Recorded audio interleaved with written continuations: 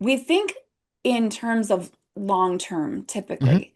Hmm. And if we instead start to practice thinking in terms of moments, right? And being more mindful and present, then we realize we can have a challenging hour Hmm.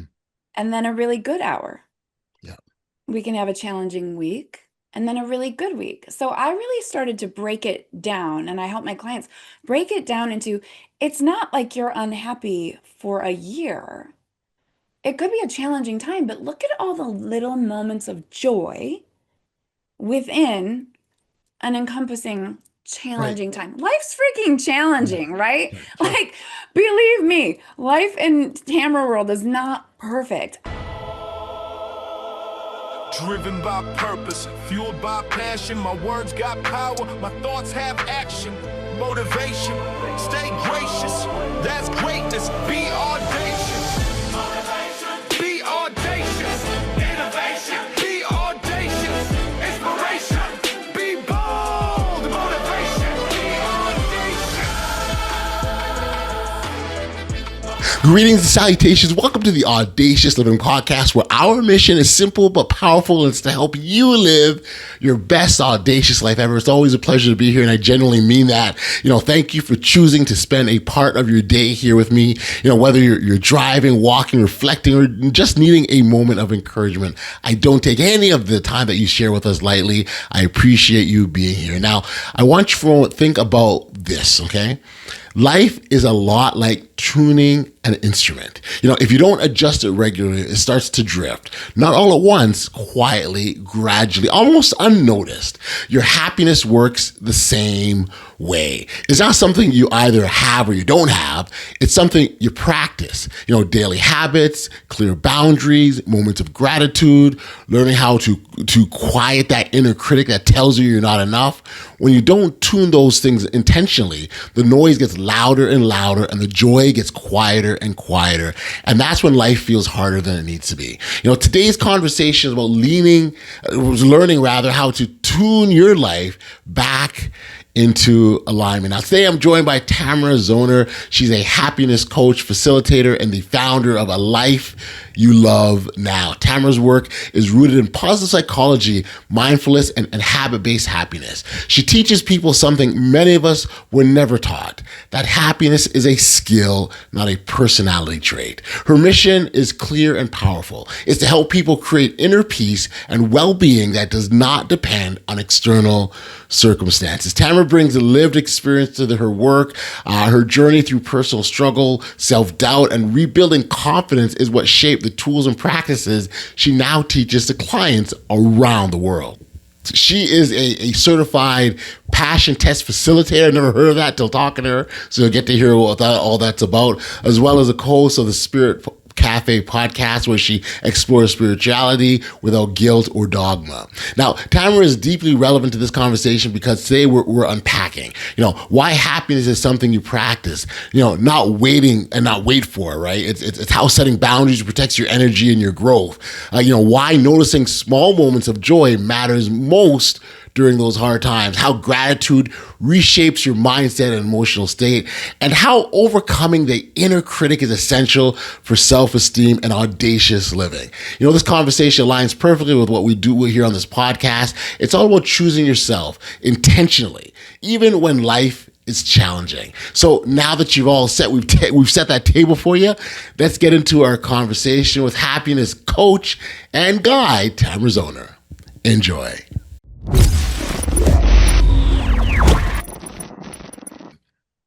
Hey, Tamara, thank you for joining me here today on the Audacious Living Podcast. It's great to connect. We've been trying to do this for a while, and we finally are here. The day is here. It's kind of like Christmas, right? The anticipation, and we finally made it. Thank you, thank you, thank you, and great to have you here. It's great to be here. Thanks so much for having me and for Amazing. being patient. Yeah, patience with myself too. I gotta own that, Yeah. no doubt about that. But here on this podcast, we spend much time talking and encouraging, individuals to live their best audacious life. And I think a big part of that is understanding that we're all on our journey, right? There's a pathway that we're all on, and it's our own individual pathway, and it's got its own set of obstacles and challenges and pitfalls. But all the spoils and the rewards are also ours on our own individual path as well too. And so it's just really important to understand that sometimes you got to fight through some of that stuff to get to the good stuff, if you will. And I think all of this really intersects nicely when we talk about living audaciously. I'd say intersects nicely with your work around happiness and how you help and encourage individuals to find the happiness internally. So maybe as a starting point, I'd ask you to introduce yourself to our audience, talk about the work that you do, and what's got you to the point that you're at now. Ooh. Okay, so I'm Tamara Zoner, and I do teach the skills and habits of happiness. And I say that very specifically because people don't know that happiness can be practiced, and it's a Mm, skill that we can learn and work on each and every day. And I've had clients ask me, "Okay, but like when am I done, Tamara?" And I say, "Never. Like we're never done practicing. It's just like any other exercise to build any other muscle. We've got to yep, keep love working that. it or we lose it, right?" Love that. And how did I get here? Well, quite frankly, I found myself quite miserable about 15 years ago. And I was in a toxic marriage and I felt very stuck. And so I started seeking. Well, first I tried to be like the greatest Stepford wife there ever was. And when that didn't work, I turned inward and said, well, if I can't like impact him and nothing I do seems to make a difference to him, then I gotta see what's going on in here. And I Yeah, had young children, so it was really important to me to be the best me I could be for them. right. And I looked inward and there was a lot of work to be done. There was a lot of self-confidence that needed to be uh, built. There was a Hmm. lot of pleasing and inner critic and frankly taking care of myself physically that I had Right. so much work to do, Audley. And I was excited in a way to do it because anything was going to be better than what I was feeling then, right? Yeah, And over the course of seeking and looking and listening to the early days podcasts, right? They weren't even sure, called that sure. yet. But listening to all these different programs about like the way that our minds work and how we create our own world. The Secret had come out, Yes, around that yes. same time, give or take a year or two. And I was like, okay, so hold on. I can create my own reality. Let me learn more. And I dug in and I read all the books and listened to all the teachers. And then I happened to sit next to a woman at a networking event one day and we traded business cards. Hmm. And hers said certified passion test facilitator. Okay. And I was like, I don't know what that means, but my body knows it means something. And so it's this amazing tool that I then became certified to facilitate. And I still use it with every single client today. And this is, let's see, almost 12 years on since I've been certified. And it helped me clarify what I wanted to feel in my Mm. life, how I Mhm. wanted to show up in my life, and what I wanted my life to look like too. And using that as sort of a map for where I wanted to go, I was able to get stronger, more confident each and every day, rediscover the parts of me that I loved that I had really quieted down or even given away for my now happily ex-husband's comfort and return to myself with a big capital S. And it was such a joyful experience to find that I liked myself again, that life could feel good again, that I could be the mother I wanted to be to my children and teach Mhm. them how to put self-care first their whole lives, that I had to share it with other people. And so that's Mm. what I do. I love the sharing part. Absolutely. When you go through that journey and of Yeah. enlightenment and understanding, and you begin on this path, if you So I lived your life and did your thing. There's absolutely nothing wrong with that. But to be able to Right. take what you've gone through and be able to help others in the way that you're doing so is absolutely wonderful. And I love that. So yeah, I very much appreciate the journey you'd gone through to get to where you're at now. What would you say, and just more curiosity, what would you say is kind of the biggest misconception people have about their happiness? So you sort of talked about the fact that it's an ongoing process, right? And people go, Right. oh, like, I've gone to the gym once, I've worked out. Well, no, it's always an Yeah, right. ongoing process. There's more to it. What would you say? Yeah, people don't understand what happiness or misconception. They don't even realize that it's made up of a bunch of little habits.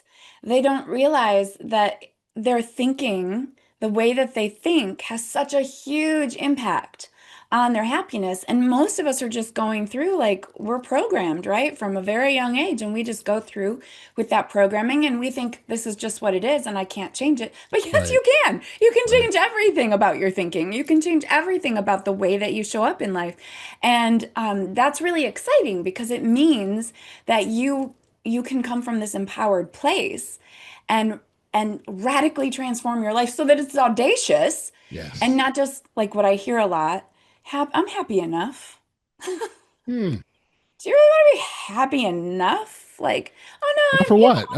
Enough for what? Like, exactly. I'm like generally happy, but oh, I beat myself up constantly. Like, well, do you want to keep doing that? Or would you like to have a kinder, more loving relationship with yourself? Because I'll tell you what, if you do, you wouldn't need so much coffee to start mm, your day, and you wouldn't need wine or whatever it is your, medication is at the end of the night to settle down. You can do these things more authentically, and you can still have coffee and you can still have a glass of wine, but you don't need them the way that some people do to just get through, right. I right? understand. And you and we don't want to just get through. You're audacious, right? And I'm Yeah. like radiant happiness. They're on the same Yeah, coin, right? yeah, that's right. Mhm. No, absolutely, absolutely. I want to talk about being happy and maintaining happiness through difficult times, right? Mhm. So I'll tell a quick story. I remember once a friend of mine, he was going through a really difficult period. He wasn't in a good space. Just was just generally unhappy. Yeah. One of the things that he really much enjoyed is sort of being around family. Like when they had family gatherings, he just beams. He just loves being around his family. And I remember we were taking a group photo, and I was taking the photo. I took it, and I looked at him specifically because I knew he was struggling. I looked at him, and his face was just beaming. And I went to him after. I said, "Look at this picture. Like, look how happy you are. This is supposed to be one of the most difficult and challenging points in your life, but you are radiating. Like so it's really going back and remember. And you talked about habits, right? Going back Yeah. to the things that bring us that happiness, even if it's momentary. But it's those little small things that you spoke of, right? Hmm. Yes. So this is a really beautiful example. We think in terms of long term Hmm. typically. Hmm. And if we instead start to practice thinking in terms of moments, right, and being more mindful and present, then we realize we can have a challenging hour Hmm. and then a really good hour.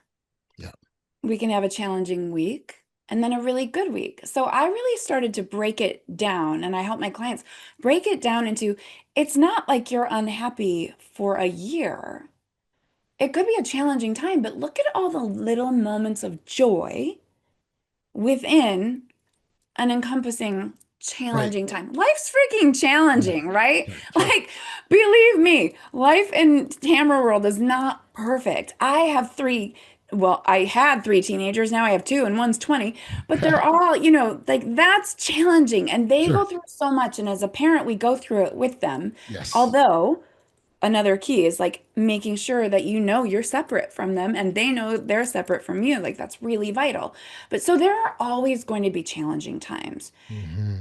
And if we can learn to notice the good things within those challenging times, then it's like, okay, yeah, I have this rough period in my life. Maybe I just went through a really painful divorce Yeah. or breakup, or I got fired or lost my job, or suddenly everything in the world costs 10 times more than it did last year. Like this is hard. And oh my gosh, look at the sun shining through the leaves. And isn't that beautiful? And oh, I got that great hug from my best friend. Or look at a puppy, right? Like there's so much joy to be found, but we forget to look for it, especially during Mm, hard times. We instead look for the negative. right, right. And it Go there first. confirms, yeah, it confirms what we believe about the world. And that's normal. That's how our brains work. So, one of my favorite things is to teach people like how your mind actually works, that this negativity bias is perfectly normal. Just because you're a negative thinker doesn't mean you're wrong.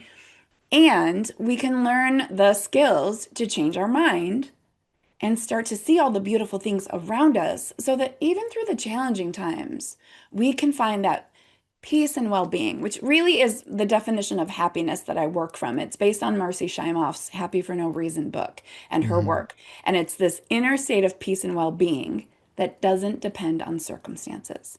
Yeah, So yeah. no matter what's going on around me, I can still access that anytime I try to.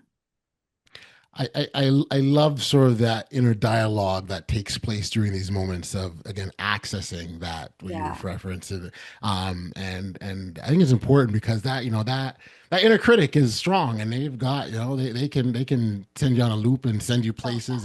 And we've all gone there, right? We've all been there where it's like this happens, or like when you're gonna get into an important or a big conversation. You've got the conversation all framed out. They're gonna say this, and I'm gonna say this, and you got everything laid out, and then what happens? So that's bad enough. But you're attaching emotions to what you think is gonna happen based on the conversation that you formulated in your head.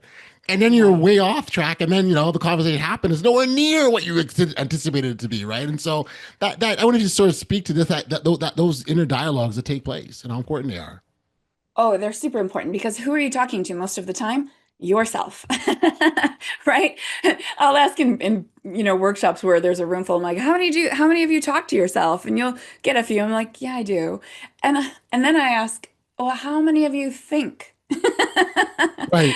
That's you talking to yourself. And that inner critic, as I call it, is devastating because what's going on in our minds, and this is what most people aren't aware of, and so awareness is such a important key in this work, is that it's there to protect us. Like if it really loves us so much that it's going to sabotage every effort for change and improvement because all it wants is to keep us safe. And safety to our subconscious mind, to that inner critic, is status quo. So if we decide, oh, I'm going to start exercising every day because I'm going to lose 10 pounds and get into shape and eat healthier, we might be successful for a day. And then the mind kicks in and it's like, you know what? You're never going to follow through with this. You can't lose 10 pounds. You should just accept the fact that you're fat and no one loves you anyway. So Right. why even bother? Like it says this terrible stuff to us. Yes. And it's really important that we learn that this is the function of the subconscious mind. It's just trying to keep us safe. So we got to create a new relationship with it. And we have to start to build our awareness in recognizing when it kicks in. So we can go, hey, ho, stop. I see you there. I see you trying to keep us safe. And how about we try it for a day or two or three? And we've got to continue to have that inner dialogue. But Right. over time, with practice and with support, it helps a lot to have some support, even if it's like a 1 day workshop or listening to a great podcast that's consistently giving you, hot personal development tips.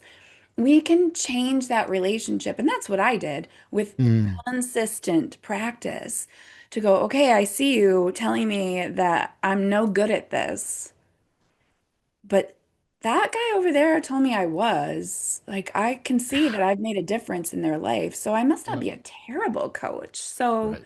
Right. Right. let's just take a back seat. You take a back seat, let me drive today, and Hmm. we'll see about tomorrow. One of the things, yeah, I think and talk to myself quite often, and when I go through those conversations, I treat that voice and literally like, okay, that's an opinion, that's a viewpoint. So Mhm. my starting point, my sort of base foundation is there's lots of different perspectives out there. There's lots of different opinions out there. There's lots of different viewpoints out there. And that Yes. one is one of them. Is there another one? Right.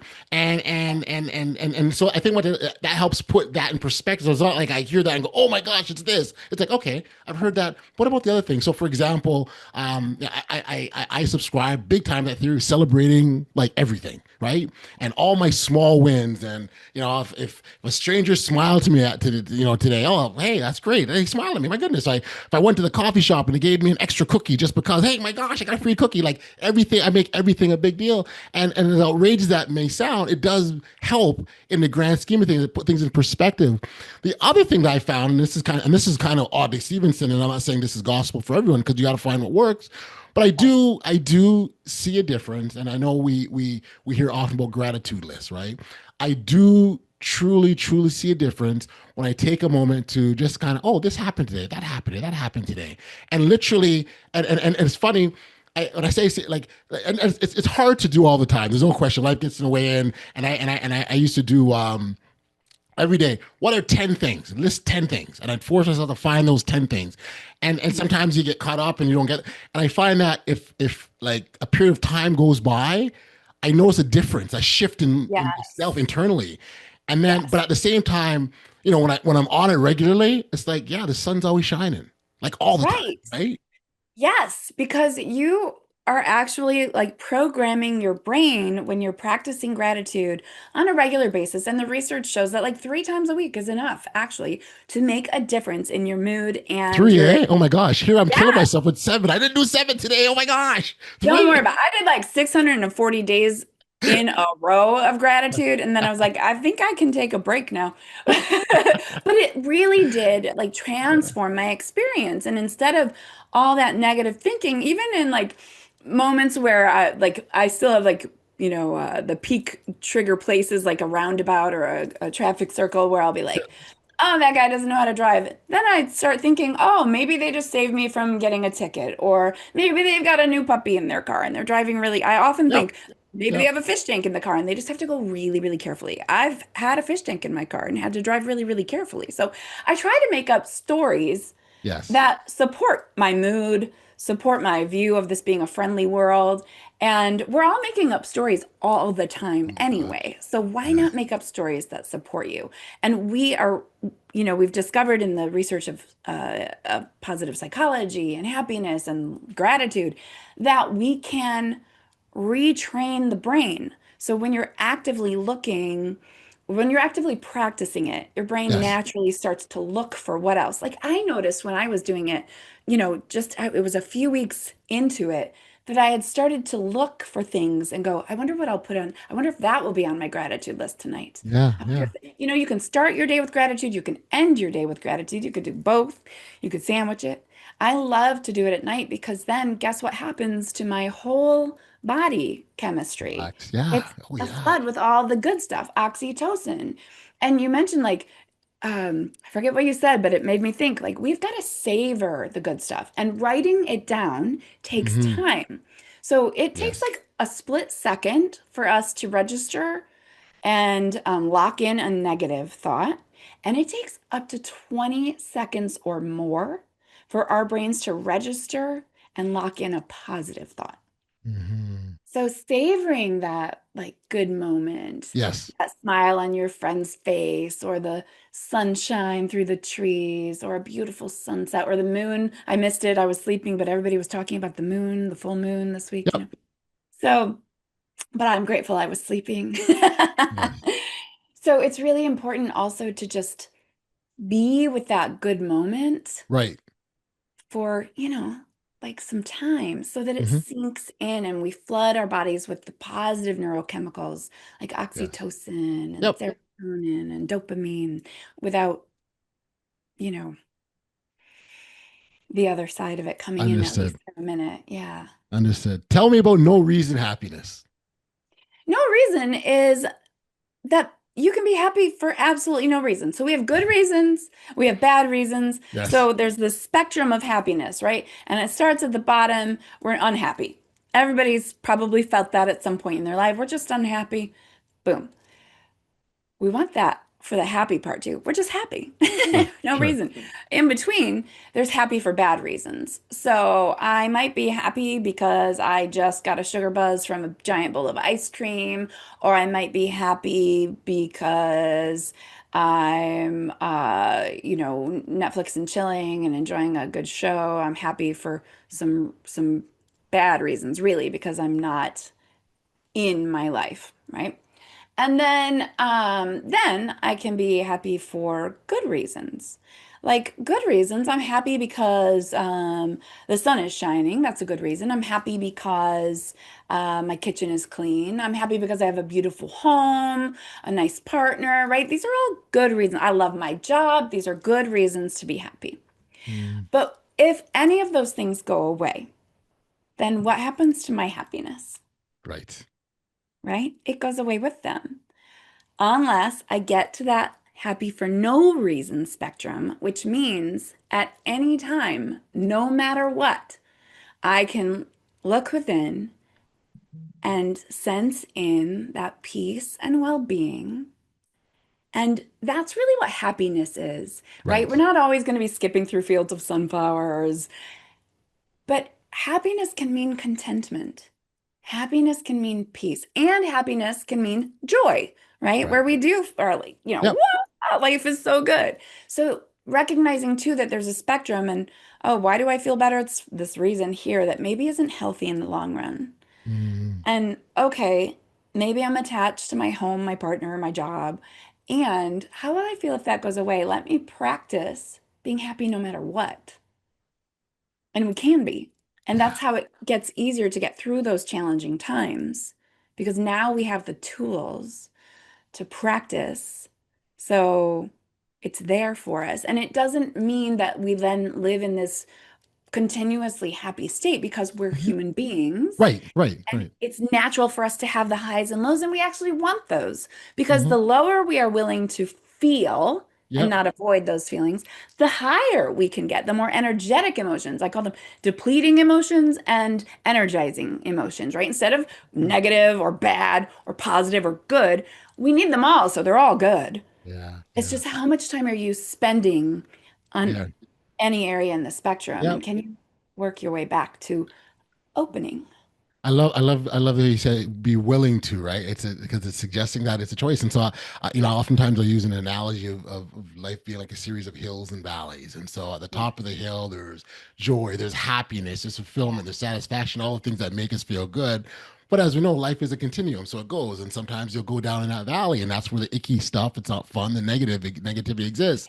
The key though is understanding that it's going to happen. However, the choice to stay there is entirely up to you. So Yeah. if you want to stay in that valley, you will, and that's Yeah. fine. And that's if that's what you want for yourself. But you've got to know what that's doing to you, your physiology, your mood, all of the people around you. You have to understand that. And if your approach is okay, so yeah, so it's acknowledging, yeah, I'm down here. It doesn't feel good. What can I do to get myself out? And I think that's where you bring in some of the habits that you talked about, right? Those little Yeah. small things that, okay, maybe I'll have that ice cream to give me a shot of whatever, or maybe we'll hang out with my family for a bit. Not again, Yeah. we're not saying that there isn't bad stuff in the world. We're not saying that we're Right. like, what's the expression, toxic positivity, sort of. We're not acting Right. like everything's perfect. Yeah. We're None of just that. we're acknowledging it, but also knowing that there's other things that can bring us some element of joy and happiness too. Absolutely. Never, ever, ever like suppressing or completely ignoring or avoiding the emotion. And if you're going through something significant like grief, which can be so intense, like sometimes you can just take a break and go, you know what? I'm not going to deal with that for the next couple of hours. I am going to disappear into Instagram cat videos or whatever. And I say, do that consciously. If you're going to do it consciously. If the week has been particularly challenging and it's like I found my peaks even within the valleys, I did it, and it's Yep. like, damn, I'm tired at this end of this week, right? And I just want to take the day off of everything. That's okay, but do it consciously. Be aware that you're choosing to kind of disappear and avoid. And I always tell my clients, like, okay, don't put it away in the cupboard, but put it up on the shelf so like you can Right. still see it, it's Yeah. there and you're going to come back to it, but you're just taking a break. That's okay. Yeah, nothing wrong with that at all. Nothing wrong with that at all. When it comes to creating a life you love now, what does that look like in sort of practical terms for Okay. individuals? So, in practical terms, that means first getting clear on what you really want your life to look and feel like. Hmm. And that's where the passion test comes in. So, we get really clear. I want to live in a beautiful home on the water that feels safe and peaceful. I want to be in a relationship where I feel seen and heard and respected, including the one with myself, right? I want to be surrounded by people with positive energy who support me in my dreams and goals. Yep. I want to have a great health, blah, blah, blah, whatever. Doesn't matter. But you need to know what you want so that you can choose in favor of those things over everything else every single day. And then they come into your experience more and more and more. If I'm looking for those positive, healthy people, they're also going to start coming toward me. And then day by day, you start to notice, okay, there's more of this in my life now. Cool. And there's seven main areas of happiness. So then we start to work there. Because if we really want to create a life we love now, we've got to shore up our foundation. So Yes. I used to teach the passion test alone. That was all I would do. This is when I was a very new coach and just starting out. Hmm. And what I would notice is that people would finish their workshop or their one-on-one with me and they'd feel so good. And then I'd check in with them a few months later and nothing had really changed. And so I thought, well, gosh, what's going on here? Oh, they don't believe that they actually deserve to love their lives. They don't believe Hmm. they're worthy Hmm. of having this magical, beautiful life. So now we got to work on our relationship with ourselves, our self-esteem, and what are we saying to ourselves? So it comes back to that inner critic. And then when I started working from that lens of, okay, now we know what you want in your life. Now, what do we need to practice? Which skills are going to be vital for you? And it almost every single time starts with that mind and the inner critic. Because if we don't believe this life is possible for us, if we don't believe we're worth it, then we absolutely can't create it because Right. what we truly believe is what is going to be true for us. So if we think that we're just going to consistently be in bad relationships, well, that's what's going to happen for us. So we've got to change our thinking. So it's a ground up building the foundation to support a life you love now. Right. And recognizing that just like your friend who was going through a challenging time, you can experience that now. You choose Yes. now. Okay, right this instant. Because what if we don't know what it feels like to Right. experience joy? Hmm. Hmm. What if Hmm. it's been so long? We've got to have a taste of it and then practice, I'm going to use that word again, accessing it Yes. as often as we choose to. Mm. The now part I think is powerful because and we've all heard people put off their happiness. I'll do this, I'll be happy when and why not have it now? And there's no reason why you can't have it now. And so Right. why put it off? Exactly. And you know what? If you put it off and you're like, well, when I retire, then I'll be happy. You probably won't be. You probably Well, won't well, be because you're well, I would still ask. going to be the person there. Well, would you know how to be? Is what I would say. You've never practiced it. Like you again, going back to what you said off the bat, you haven't been in the gym working out. You haven't been exercising that muscle. So when you get there, do you even know how to be? What that looks like, right? And so, You don't. And I have a client that is a great case example of that. She retired and she thought, well, now I'll be happy. And then she wasn't. She was like, what the heck? Now I'm miserable and I don't know what to do. And so it's taken like baby steps for her to to really practice and come to that place of like, oh no, like now I'm okay. And every day is not perfect and we don't expect it to be because we are human. yes, yes, And most days we can feel good. got you, got you. Mhm. I'd love to hear what your go-to strategy is for the negative people in our lives. We all got them. So outside of cutting them off entirely, right? Yeah, And some you can, sure, but there's some that you can't, right? And so, right. well, how do you strategize around that or them? So with those people, we begin to set really clear, loving boundaries. Hmm. Really, I have these in my family. So, um, So step one is shore up your self-esteem, your Okay. confidence, because if you don't believe that you're worth that boundary, then you will never hold it. So one of the things that I'll teach people to do is that it's this concept that I learned that is I love you and I love me. Mm. So if you say, "Hey Tamara, do you want to come on this podcast with me?" Then I feel into that. Like, what's my answer? Okay. Yes. And okay. Yes. Thank you for asking me. And could we do it next week? Like, I love me. This week looks like there's enough already on my plate. So I love Yep. me enough to ask for next week. In my family, it's often a political boundary. So I love you. I want to be here with you, spend time with you. So we're not really saying I love you and I love me, though you can with your mom if you need to. Yep. Um, but we're saying, yes, I want to be here with you and I love me. So I will not engage in these conversations with you. Gotcha. And if you do, and then here's the second piece, it's really important that you hold that boundary firmly and loving. So if mom keeps overriding you because mom doesn't have good boundaries, Right. then you got to say, "Okay, I'm gonna go now. You Gotcha. keep bringing this up. I asked you not to.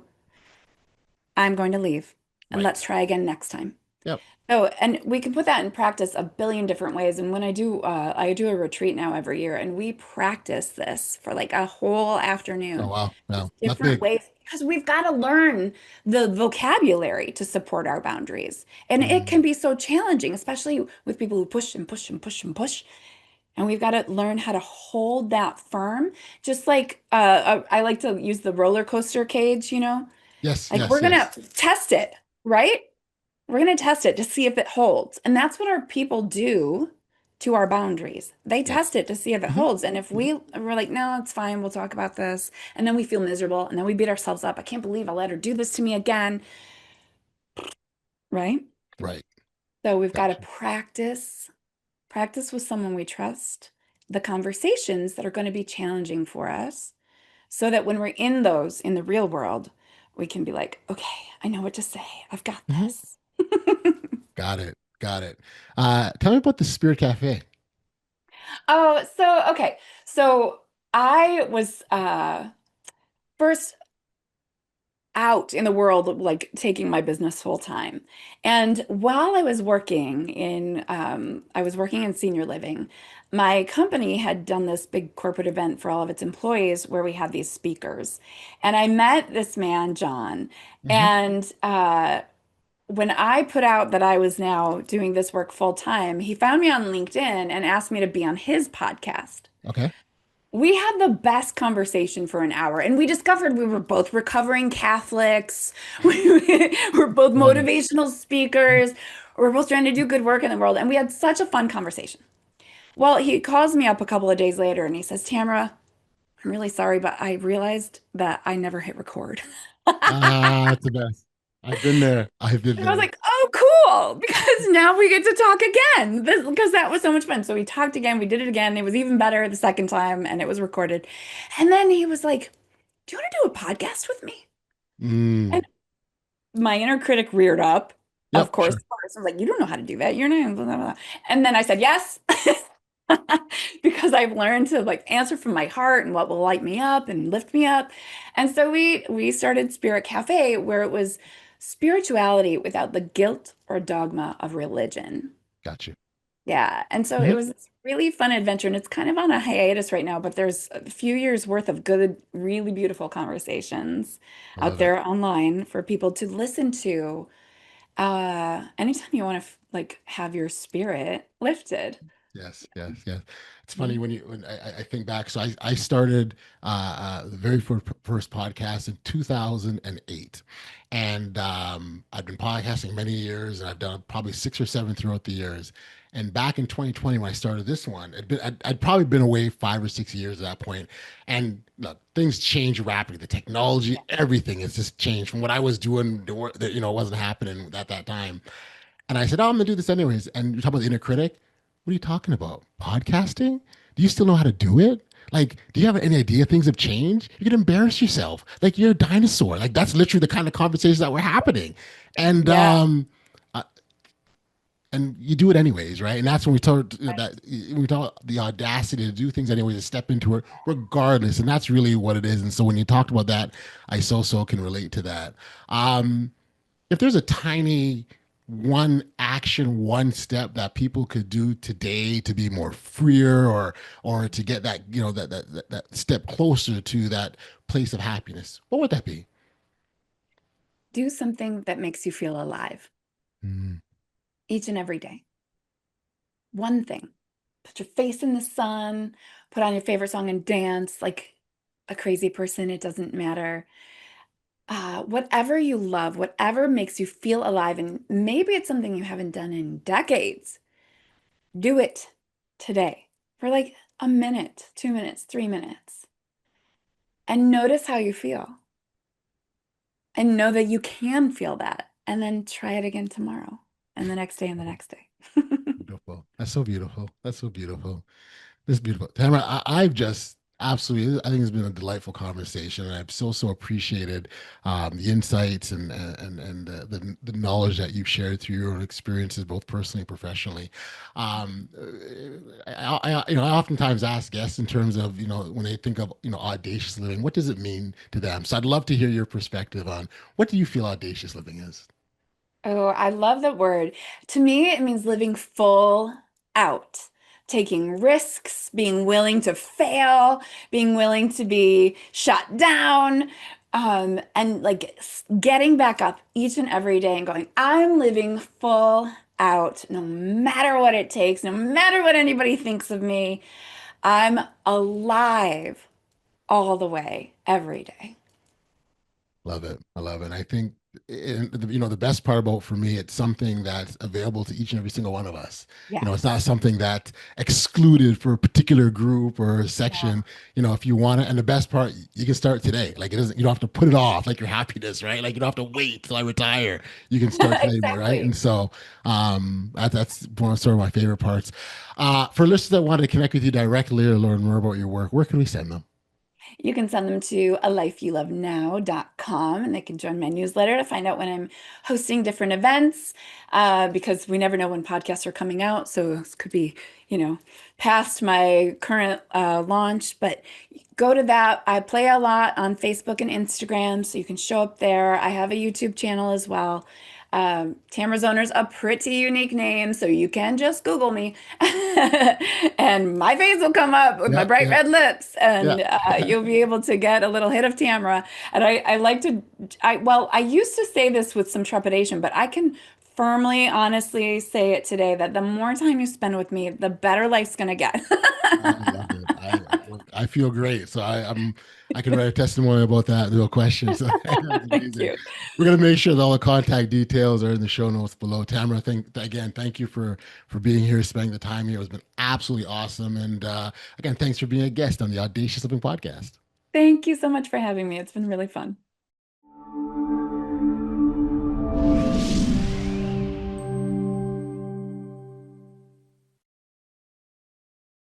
Back we are here on the podcast. When I think about one of the biggest takeaways from the conversation, it's got to be this: happiness isn't something we arrive at. It's something we return to again and again through habits, through awareness, through choice. Time reminds us that even during difficult seasons, joy still exists in moments. And when we train ourselves to notice them, those moments become anchors instead of afterthoughts. If I were to think of what I personally loved about this interview and the conversation I had with Tamara, it's really how grounded it was. There wasn't any hype, none of that toxic positivity. Everything's going to be all right regardless of what's going on. It was pretending. It's again not pretending life is perfect, and that's really the key. Tamara spoke honestly about the inner critic, about how it shows up to protect us even when it's holding us back. That really resonated with me, and I also loved how she reframed happiness as something available right now, not later, not when conditions improve, not when life calms down, now. That's audacious. Choosing happiness in moments, setting boundaries without guilt, practicing gratitude even when it's hard.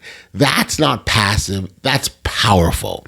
If you'd like to connect with Tamara directly, learn more about her work, you can find her over at lifeyoulovenow.com. Again, www.alifeyoulovenow.com. You'll find her coaching offerings, events, and ways to stay connected through her newsletter. All of Tamara's contact details and links, of course, are included in the show notes as always. So be sure to check that out. Like I said, she has a wealth of insights and information. I particularly like that line that she said, that life gets better the more time you spend with it. I absolutely felt it. I agree with it wholeheartedly. Now, remember, your life needs tuning. Your happiness needs maintenance. Your boundaries protect your energy. Your gratitude sharpens your focus, and quieting that inner critic gives you the room to grow. You don't need a new life. You need a clearer connection to the one you are already living. If today's podcast resonated with you, please take a moment to follow, or share it with someone who's out there. It's one of the best ways we can help the Audacious Living Podcast continue to grow and reach even more people who need these conversations. And if you're enjoying the show, I truly appreciate if you can leave a review at ratethispodcast.com/audacious. Every review helps more than you know. Until next time, keep tuning your life, choosing yourself, and living audaciously. Thanks for listening. Driven by purpose, fueled by passion. My words got power, my thoughts have action. Motivation, stay gracious. That's greatness. Be audacious.